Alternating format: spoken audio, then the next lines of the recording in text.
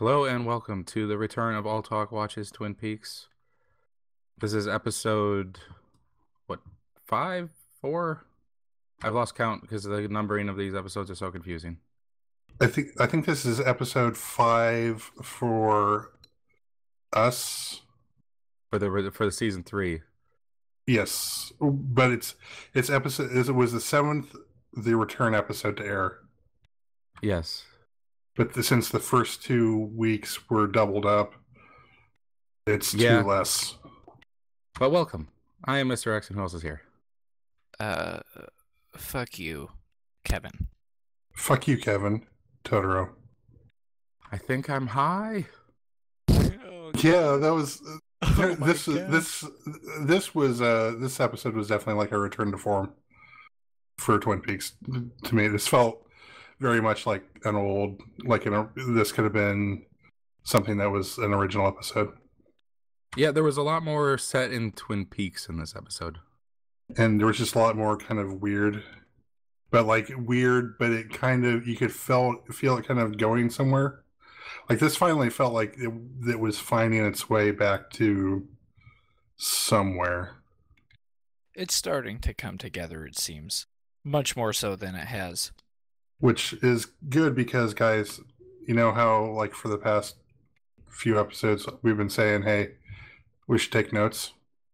I took notes. Nice.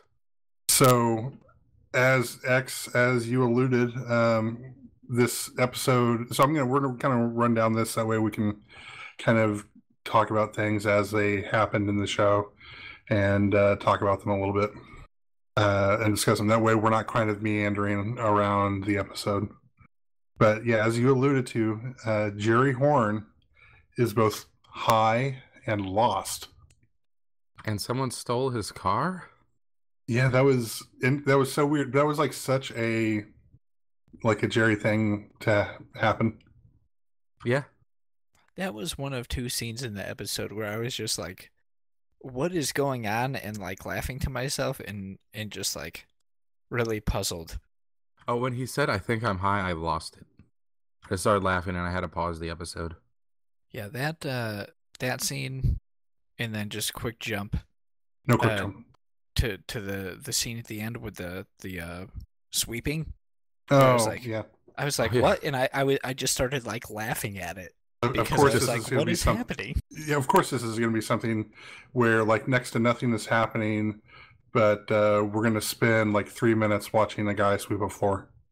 I thought it was the end of I was waiting for the credits to roll. I thought that was actually the end. It should have just popped up. It said directed by David Lynch. As if anyone had watching this had any misconception about who was doing this. But yeah, kind of going back. So we find out that the pages that were discovered, because I know last time we had a bit of a confusion about the pages that were found in the stall bathroom door. Yes. That those were there were 3 of the pages that were torn out of Laura Palmer's diary. And actually, if we go back, and we'd actually received a comment on the YouTube video where intrepid listener, viewer, Rosenfield 10 lets us know that the pages are excerpts written by Laura of a message she got in a dream about Cooper from Annie, who was appearing to Laura from the future in Fire Walk with Me. So yeah, so that's what those were. I know we weren't completely clear on what they were. That diary was found in the original Twin Peaks, all right? Yeah, and I think that they never. It's been long enough that I don't remember if they. Oh, I mean, they obviously never found the pages until now. There's still one missing. Yeah. So, but Hawk was talking to Sheriff Frank Truman, and I think that's when Hawk posits that Leland probably put them there when he had come in to discuss the case or something, or was interviewed by the sheriff's department in the original run. Bleeland? Because he was also Bob. Bob Leland. Well, but then in some there, and one of the things in the notes and on the page says that she knows that it's not Bob, or that it's no longer Bob, or something like. I took rough notes. Coop. Oh, I took that gotcha. Coop is not Bob. He's like Bob, there, yeah. But it's not Bob.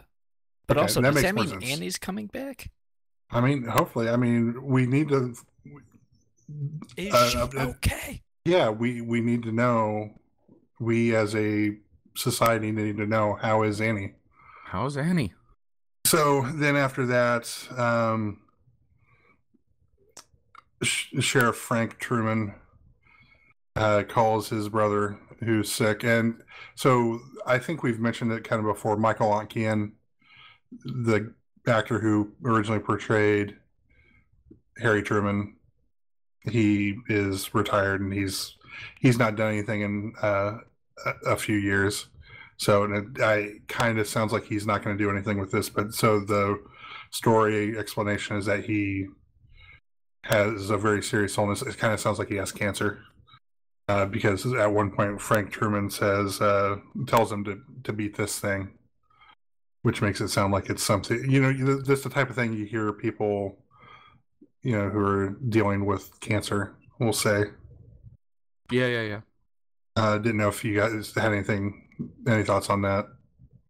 No, I mean, pretty much, yeah, same thing, or if not cancer, just something of the same ilk. Yeah, something terminal. Yeah. Or it's something that, with some aggressive treatment or something that can be overcome if everything goes your way. Not like something that's there's no chance of. So then we go to Andy, who is interrogating the owner of the truck from the last episode that hits the kid that that asshole McGee was driving. But I noticed that he never says his name in this episode. But there's something that happens later in the episode that makes me think that this guy's name is Billy. But I haven't had opportunity to confirm that yet.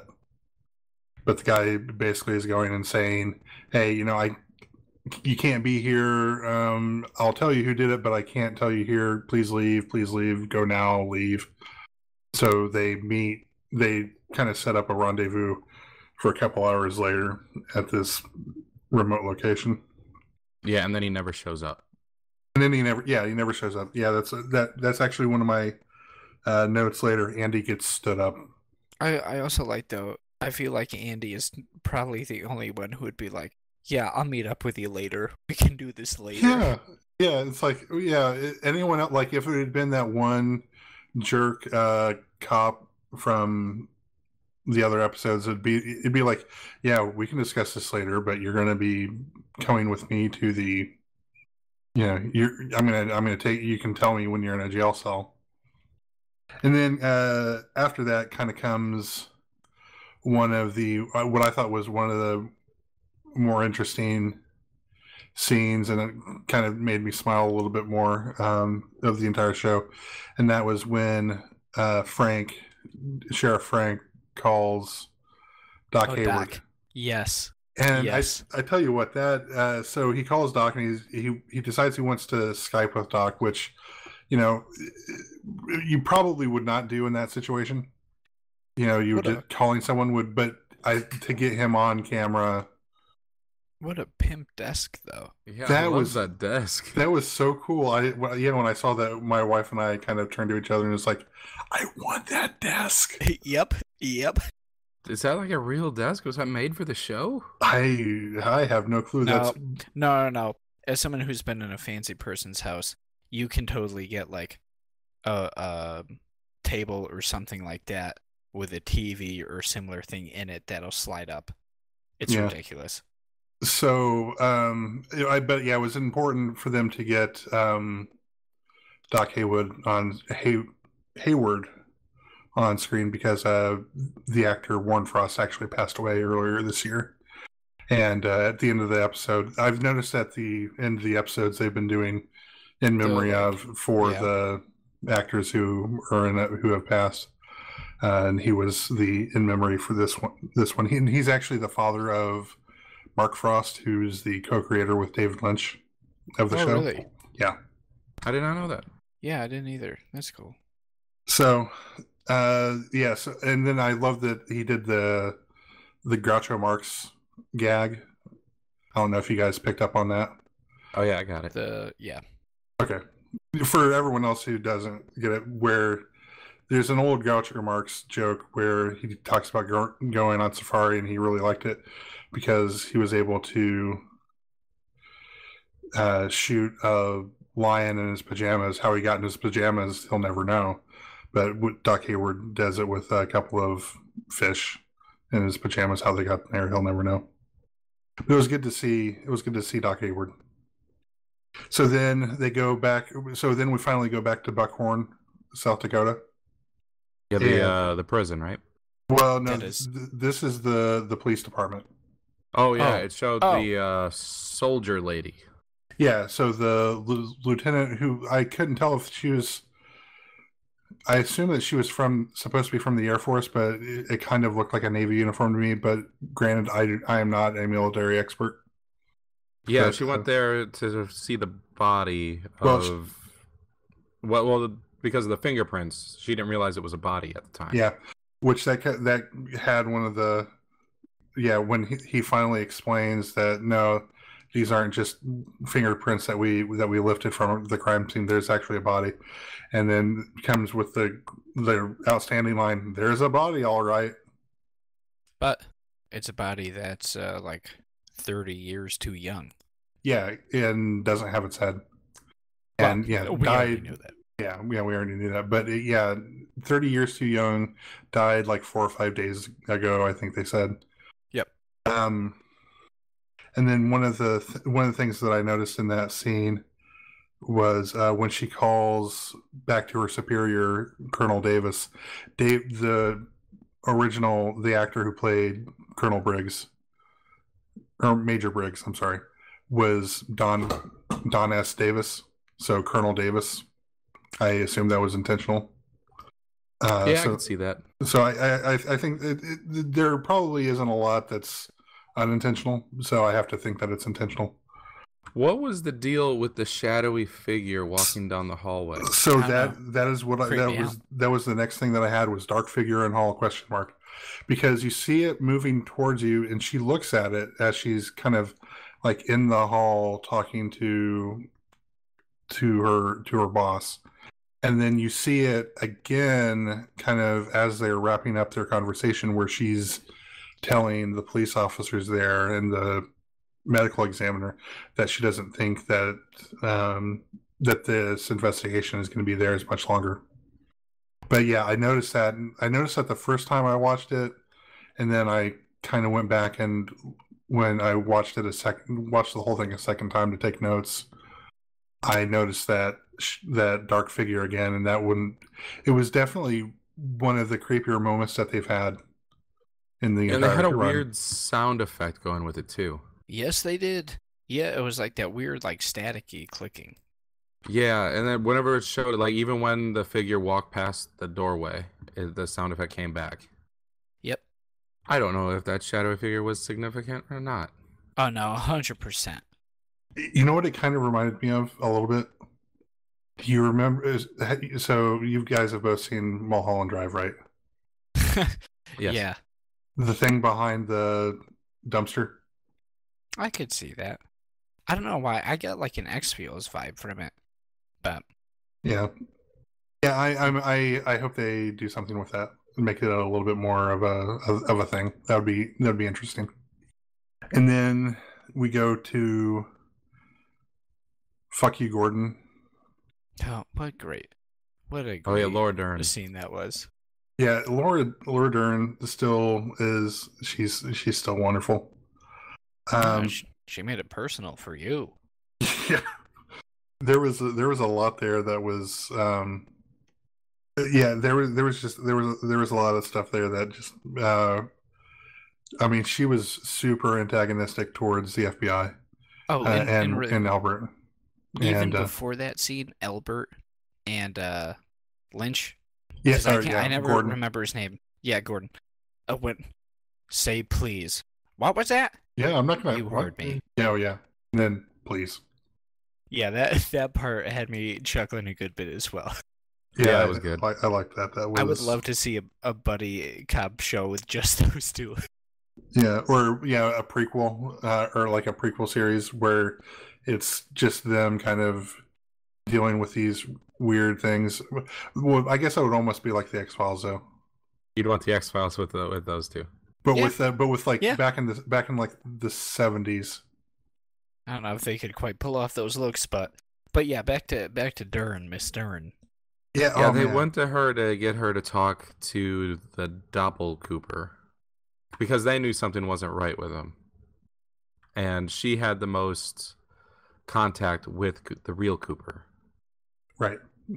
So, yeah, after much kind of back and forth and antagonization between the two parties, she eventually decides, or she agrees to go with them. So they fly her out on the private jet or whatever.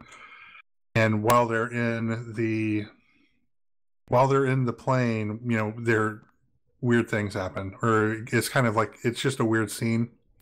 But the one thing that they notice is, or I guess it's Tammy that notices that at least one of the fingerprints is backwards from on Doppelcooper's prints compared to Cooper's original prints from 25 years ago. Yeah, and then Gordon showed her on her finger, like which finger it would be. Yeah, and it's like the spirit finger, which is it was also that. So, which I was also thinking about it, and it was like the same hand. Like if you go back and you look at the X-Files opening, which I realize this is probably reading like way too much in it, but since it's like FBI and David Duchovny kind of connecting it all, but it's the same finger that has, like in the X-Files opening, that has like part of it highlighted. It was like the same finger. Was it the same finger that had the letter under the fingernail? That's a good question. I think that was like either the middle or the pointer. So I don't think so. But that it would be interesting if it was. I liked the girl from Ipanema joke where they said this is the one picture that we have of Cooper for the past 25 years, and it's his house. But then it was owned by someone else. It was a girl from Ipanema, but it was in I think it was in Brazil. Yes. Yeah, something like that. But anyway, so then they get to was there anything else about that plane ride that you guys stuck out to you guys? No, just the finger things. Well, and then there was also when he did the thing with the fingers, he kind of showed how they the greeting that he gave was 10 on there, and he took her finger by finger, how it's been a very, very long time, good to see you, old friend, or something. I don't remember exactly. And the finger that was backwards was also matched up with the word that he said backwards. Or was it very, very? I think there's just one very. No, I think there were two varies. I'm almost positive there were two varies. Well, one of the varies was backwards because they were commenting about it. Okay. Yeah, he said like E-Rev instead of very. Okay, that wouldn't. But so eventually they came to be at the prison, and that's when Tammy they were getting her Diane set up to go in, talk to her, and talk to Cooper, and getting everything ready to go. And Tammy tries to give her some encouragement, and she's like, "Wait, I'm sorry, what's your name again?" Fuck you, Tammy. Diane is telling everyone, "Fuck you." Yeah, she does not like the FBI. No, I don't know that she likes anyone. But one person, maybe Coop. Not anymore. Well, good Coop. But yeah, so that's the thing, is that she does not like Doppelcooper. Not at all. And I bet she knew that it wasn't the real Cooper. yeah, so one of the things the thing that she asks him is, where was the last time they met? And he's like, it was at your house. And what do you remember? Do you remember that night? And he says, I will always remember that night. And then she's like, who are you? And that's kind of when she I want to say loses it, but she's like had enough. Yeah, she closes the thing so that she can't see him anymore. Yeah. And then she loses it in the parking lot. Yeah. Yeah, she takes Gordon aside and says that it wasn't him, and it was like missing, and then she pointed to like her chest, like he was missing his heart or soul or something. Yeah. So yeah, then she kind of tells him that they'll have a long conversation. Or they'll have a conversation about it sometime, or they'll have a talk. Yeah, about what happened at the house, right? Yeah, and that's like that's one of those things that I don't want them to leave hanging, or that they don't want to sort of dangle out there and then not follow up on, because I think because I have a feeling that whatever it is, I mean, you can kind of imagine what might happen that would cause her to hate him, and then subsequently the FBI. Do you think it was the real Cooper that was at the house, or do you think it was Doppelcooper? I think it was Doppelcooper who was at the house. But she was able to tell like instantly that wasn't the real Cooper. I was thinking it was real Cooper who was at the house. Yeah, that's what I was thinking too. Because I feel like she hadn't seen Cooper since the event, basically, or since before then. Is what I got from it. Where she hasn't seen Cooper since before the whole Laura Palmer investigation. The way I kind of took it was that maybe he came back somehow and met up with her at her house, and something went bad, like Doppelcooper, found her, went back and found her, and something went bad. Like I don't want to. It kind of, maybe he assaulted her or something when she didn't give information that he wanted or something. Yeah. Or maybe he forcibly took credentials or equipment or something. But just something like that I could kind of see happening. But that kind of almost immediately after that, when Doppelcooper gets taken back to a cell, he kind of requests a meeting with the warden. Yeah, and he convinced him by talking about Mr. Strawberry. Yeah, so he gets the audience with him, and he talks about I can't remember, like I want to say Kowalski, but I know that, or maybe Frank McCluskey. But I don't Something think like that. I think it was McCloskey maybe, but I could be wrong. And I think I'm also conflating the name of the guy from the police captain from The Godfather as well. And he had mentioned Strawberry in the previous episode as well. Yes. Oh, he did? Yeah. I don't recall that. I didn't recall that. Okay. And he kind of expounds on he implies very strongly that he has something on the warden, and that if the warden doesn't let him out, he basically sent out information along with the other dog legs that were found, because there was a dog leg found in his car when he was discovered. But why did he need to send dog legs? I don't know, man. Because Twin Peaks. That's so weird. That's so terrible. How's that dog supposed to walk? Yeah, so he demands a car with a friend in the glove compartment. I assume that means a gun. Oh, yeah.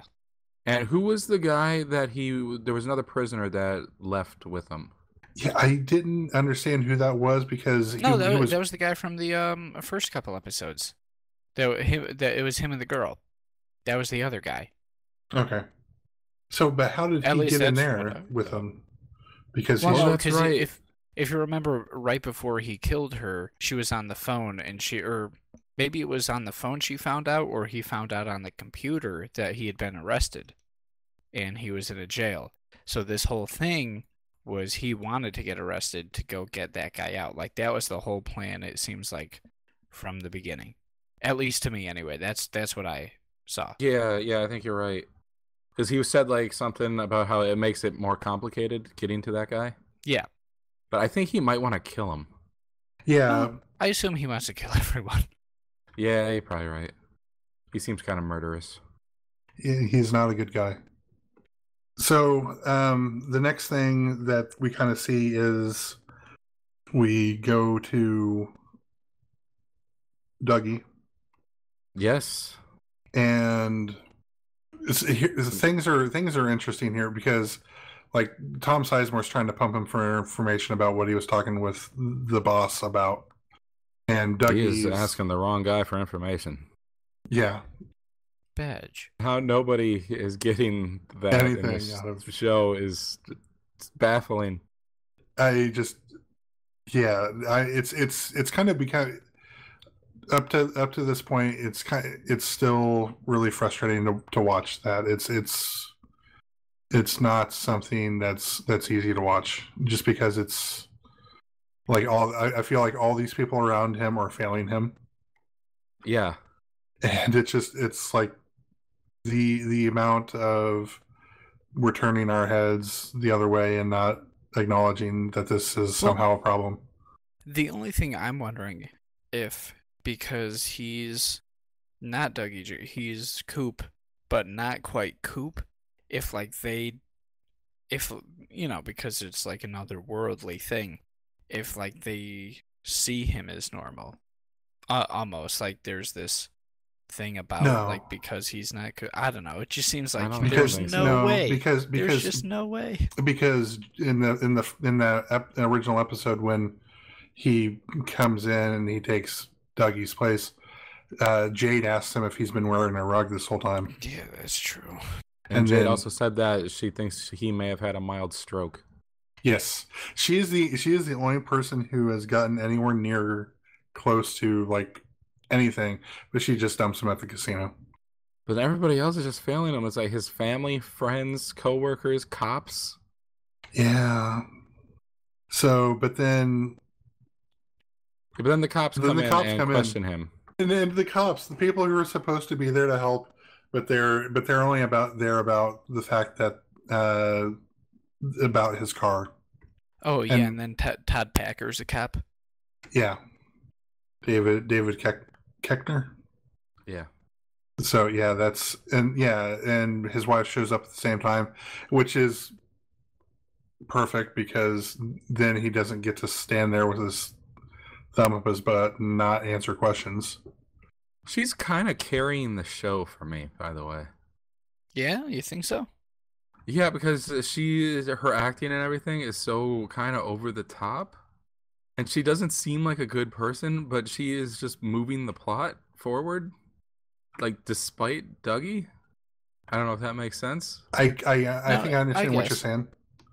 I don't think you're not wrong. But that does she's definitely not likable.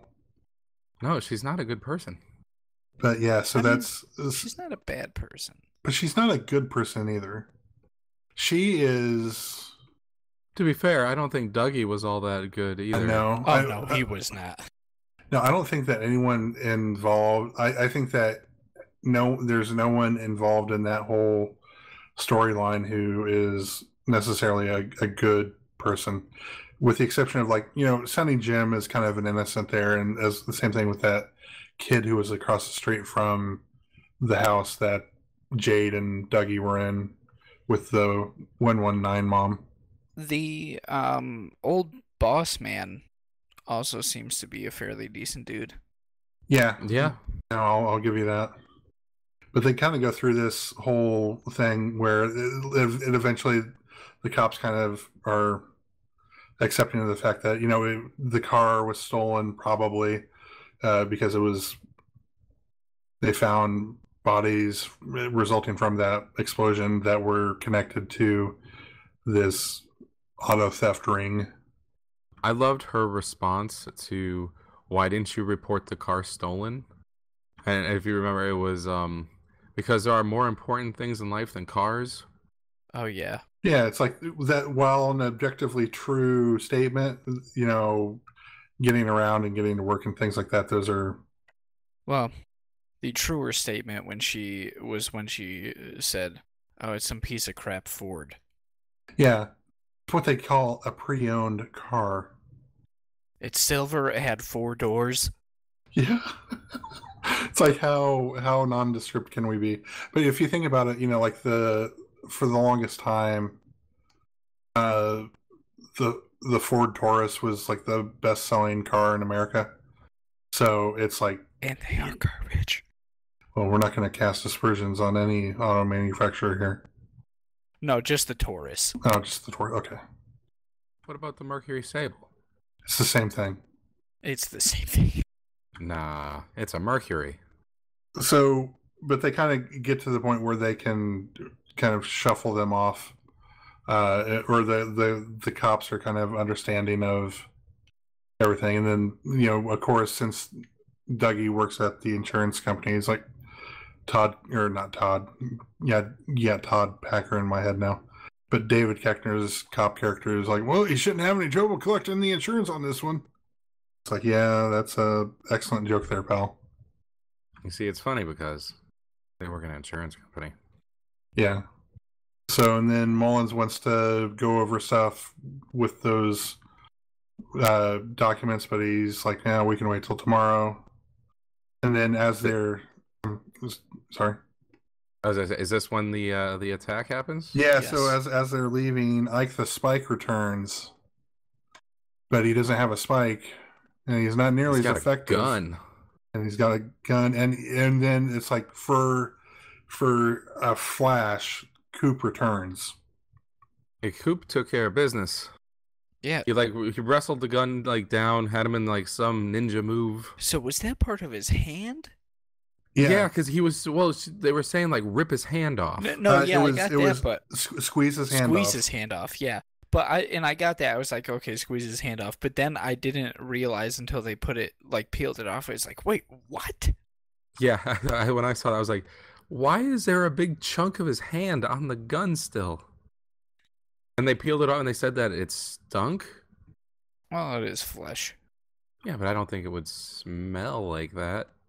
Who knows? Not that quick, anyway. Well, apparently I he was took a that smelly as- guy anyway. I took that as meaning maybe on the inside of that guy is the stuff that Doppelcooper was puking up. Well, I thought they said that guy smelled. That guy just smelled, yeah. Oh, okay. Because that was Because the the little girl was like, he was stinky or something like that. Okay. But that was kind of cool. I was really hoping that we would just get that kind of, because when he kind of got up afterwards, he was kind of blinking and looking around a little bit, and I was hoping that was like, okay, he's coming back, and then he kind of was back to being Dougie. It's frustrating because he's one of the best TV show characters of all time. And we're not getting him. Yeah. And then they bring back Twin Peaks, which is the show he's on, and then he's played 3 characters on the show, and then we don't get the best character. Well, there's still 11 more episodes. Yeah, 11. I was gonna say 10 or 11. Yeah. So he has plenty of time to come back. Which God, can he please come back? Yeah, no, definitely. So after that, we go back to the Great Northern, and it's Beverly Page, I think it is, and Ben Horn. They're in Ben's office, and they're kind of looking for this which I don't understand what that hum is supposed to be or where it's supposed to be coming from. It could. I don't think that's significant. Okay. I think it was just a quirk in the hotel that they're trying to work out. Right. Maybe. Or maybe it's because of the key. So the key that they got dropped in the mail eventually makes it back, and Ben's like, hey, we switched to cars 20 years ago, and room 315, that's the room that, I don't know why I'm doing him as William Shatner. But That's a great impression. Yeah. Yeah, it sounds nothing like Ben Horn. But he's like, that's the room that Agent Dale Cooper was shot in. And then Ashley Judd's character, Beverly, I think it's Beverly. Yes. and she's like, "Wait, who's Dale Cooper?" And kind of goes into the whole Laura Palmer thing. It's like, and she doesn't know who that is either. So she's obviously a transplant of some variety. And he's like, "That's a long story." And my wife turned to me at that point and said, "Yeah, here, wait, I'll give you this set of DVDs. It'll explain everything." And then it actually would explain nothing, but It'd actually probably make things even more confusing. yeah, she'd be like, "Wait, so you guys liked brie and butter on baguettes, and then you thought you were a Civil War general? Wait, but how's Annie? But how is it? Yeah, God damn it, Ben, tell me how Annie is." So she goes home to her husband, who looks like he's got some terminal illness as well. Yeah, and then she got real mad. Yeah, there was like there's something else in that relationship that's maybe not great. Maybe she's trying to con Ben Horn. That could be true. Well, but it almost sounded like he was her husband was accusing her of having an affair of some variety. Yeah, or questioning, and then she freaked out. Kind of insinuating there may be more to the story. Yeah, because she was just saying, "So what were you doing?" Stuff.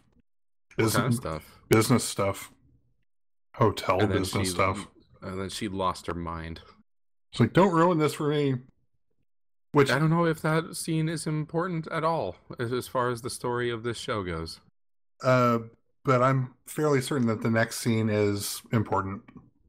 The one at the Bang Bang bar? Yep.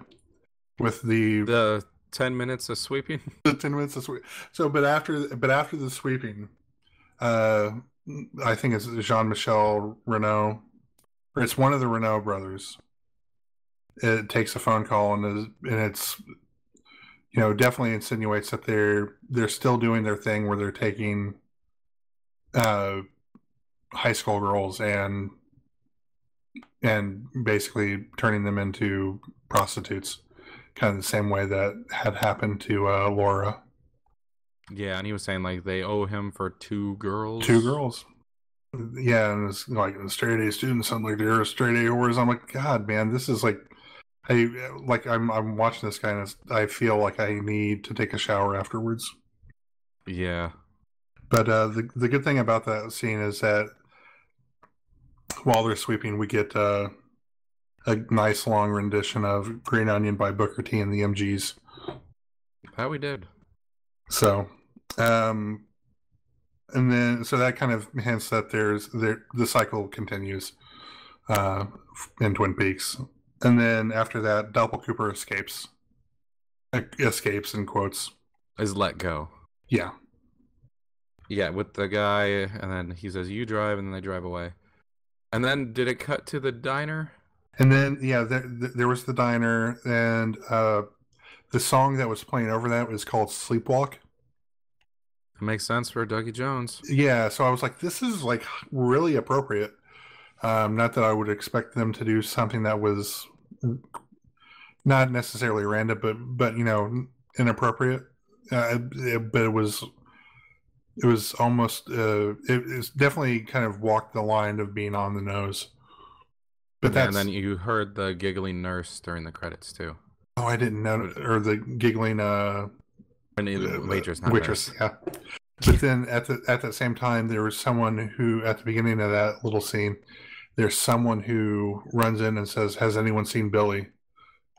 Because there's like a little snippet where when Andy gets stood up, where they go back to the house where he's interrogating the guy, and the door is kind of ajar. So it's kind of implied that he was been killed or something, probably. Or is missing. Yeah. So I think that's kind of what led me to believe that guy is Billy, and he's missing. I could see that.